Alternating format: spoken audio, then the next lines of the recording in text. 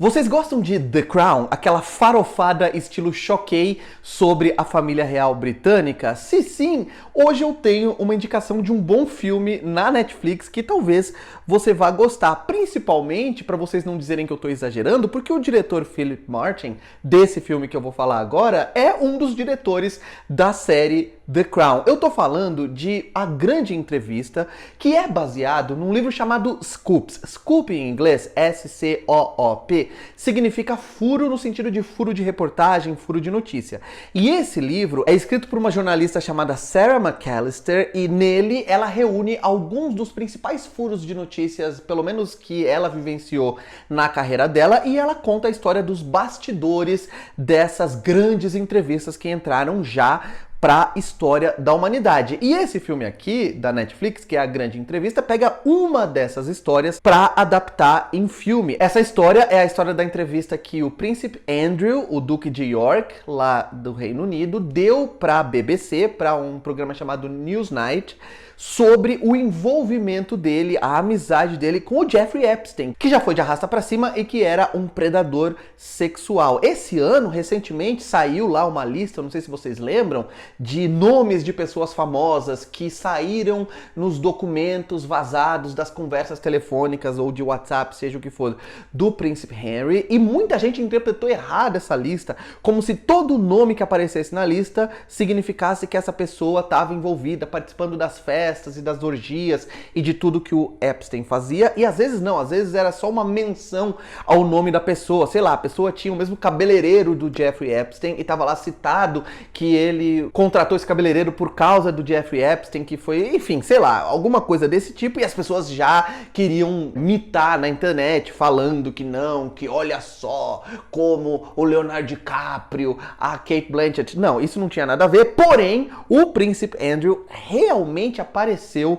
nesses arquivos como alguém envolvido com os crimes do Jeffrey Epstein, alguém que frequentava as festas, alguém que tinha também envolvimento com algumas das meninas menores de idade, e isso é algo que é abordado aqui nesse filme da Netflix. O filme conta a história de como a jornalista da BBC Sam McAllister, Billie Piper, conseguiu fazer o príncipe Andrew, duque de York, Rufus Sewell, conceder uma entrevista histórica ao programa Newsnight sobre sua amizade com o predador sexual Jeffrey Epstein. O filme precisa de dinamismo, porque como esse é um filme baseado numa entrevista, é um filme sobre jornalismo, é um filme sobre jornalismo investigativo, mais especificamente falando, é óbvio que o roteiro vai precisar criar algumas situações e o filme vai ter que ser dirigido de uma maneira, inclusive montado de uma maneira que faça com que as coisas pareçam mais dinâmicas do que elas realmente são na vida real. E isso acontece, por exemplo, em momentos que a gente vê que os jornalistas, que os repórteres, que os fotógrafos estão sempre correndo, estão sempre esbaforidos, né, indo para um lugar onde eles podem ter uma foto que vai mudar todo o jogo, ou então que eles estão perseguindo uma pessoa, e isso faz com que as coisas pareçam mais rápidas, mais urgentes, mais dinâmicas do que elas realmente são na vida real, porque imagina, o trabalho de um paparazzo, o trabalho de um repórter investigativo devem ser, durante boa parte do tempo, a coisa mais entediante possível. Esse filme aqui também faz algumas sequências de montagem com cortes muito rápidos, com uma edição dinâmica e uma trilha sonora bastante energética para fazer a gente se sentir numa tensão, como se tudo fosse muito urgente, como se uma investigação que durou meses, anos, estivesse na verdade durando num ritmo alucinante. Eu acho que esse filme faz isso muito bem, apesar de que boa parte do que funciona mais nele, na minha opinião, tem a ver com as interpretações. A Billie Piper, que é aquela cantora que depois ficou mais famosa pela participação dela no seriado Doctor Who, tem a interpretação da vida dela, que ela vive uma protagonista que é uma mulher dividida entre a família, dividida entre as tarefas dela, né, em relação ao filho, em relação à mãe e a profissão dela, que ela tenta ali fazer com que aquilo funcione, mesmo sendo uma underdog. E eu acho que tem duas coisas aqui que fazem essa jornada, mesmo que seja um filme mais curto e que o foco não seja esse, da protagonista funcione. Em primeiro lugar, histórias de underdogs, história de pessoas nas quais ninguém acredita e que precisam provar o seu valor, normalmente funcionam. E também quando a gente conhece um pouco mais da vida pessoal do protagonista, isso ajuda para que a gente comece a torcer cada vez mais para que ela consiga o sucesso naquilo que ela tá tentando. Mas a interpretação da Billie Piper é muito legal. Ela imprime muita confiança, muita vontade de fazer as coisas acontecerem. Ela imprime uma energia à protagonista que eu acho que é muito importante. Tem cenas que eu acho que funcionam muito bem pela montagem também. Por exemplo, tem aquela sequência em que tanto os jornalistas quanto o príncipe Andrew estão ensaiando para a entrevista que vai rolar no dia seguinte, e a montagem une esses dois ensaios. Então, através de plano e contraplano, a gente salta muitas vezes já das perguntas que eles estão pensando em fazer para o príncipe e as respostas que ele já está pensando em dar no dia seguinte, e essa dinâmica faz com que uma cena basicamente sobre um ensaio, que seria algo trivial, ganhe um dinamismo um pouco maior. Mas é claro que você assistindo a esse filme, tudo que você quer é ver a entrevista, né? Tudo funciona ao longo da projeção no sentido de nos preparar para a entrevista, e a entrevista é muito boa, realmente, né? As interpretações são muito boas, o Rufus Sewell vive o príncipe Andrew de uma maneira impressionante, mesmo que o destaque de interpretação do filme não seja dele, ele tá parecido com o príncipe Andrew, tem maquiagem ali, claro, inclusive tem momentos em que a gente vê a foto lá do príncipe Andrew com o Jeffrey Epstein e a gente compara com o ator e realmente ele parece muito o príncipe, é impressionante.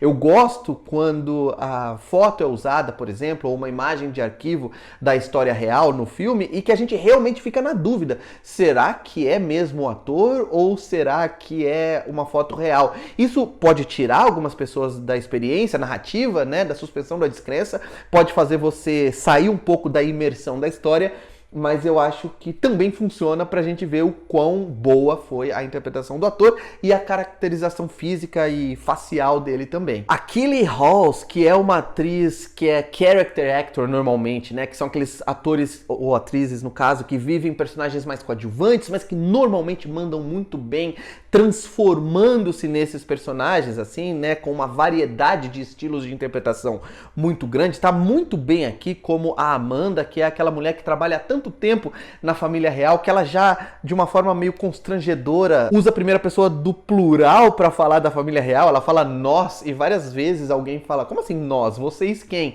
Porque ela já se considera parte da família real e ela tá disposta, obviamente, a passar pano no príncipe, custe o que custar. E no final das contas, esse é um filme sobre o descolamento total da realidade, assim como em alguns momentos, principalmente os melhores momentos de The Crown, a série costumava ser também, da família real, como eles têm uma desconexão daquilo que está acontecendo, como a visão de mundo deles é tão alienada que, por exemplo, após a entrevista com a BBC, o príncipe Andrew sai tranquilo, achando que foi tudo bem, achando que ele foi ótimo e que a imagem dele vai melhorar, quando na verdade, né, e isso é uma cena muito legal, quando a gente vê o rosto de todo mundo não podendo comemorar muito, né, o pessoal da BBC na frente do príncipe ao final da entrevista, mas você vê a alegria, você vê o entusiasmo, a euforia no rosto de todo mundo, porque eles percebem os furos que eles conseguiram extrair dele, eles conseguem perceber, né, muito imediatamente a confissão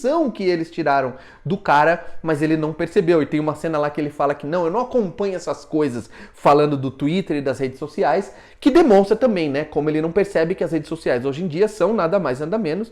não dá pra negar, que um trombone da população, das pessoas, o que as pessoas têm dito, e ele tem tão pouca, sei lá, consideração pelo que as pessoas estão pensando, que ele trata redes sociais como se fossem algo secundário, que não merecem muito a atenção dele. Se esse fosse um filme indicado ao Oscar, se esse fosse um filme que ganhasse uma atenção de premiações ou então de festivais, como foi 10, 15 anos atrás com Frost Nixon, que também era um filme sobre uma entrevista famosa, eu acho que seria demais. Não é um filme para tanto, mas como entrada no catálogo da Netflix, eu acho que é uma ótima opção. E se você gosta desse estilo de filme sobre jornalismo, filme que trata o jornalismo até de uma maneira um pouco, como eu falei, brincando no começo desse filme, baseado na fofoca e de forma não sensacionalista totalmente, mas com algumas pitadas de sensacionalismo, eu acho que é uma boa pedida, é um filme do qual eu gostei. Se você assistir ao filme, vem aqui dizer se você também gostou, se concorda ou discorda dos pontos que eu apresentei nessa crítica,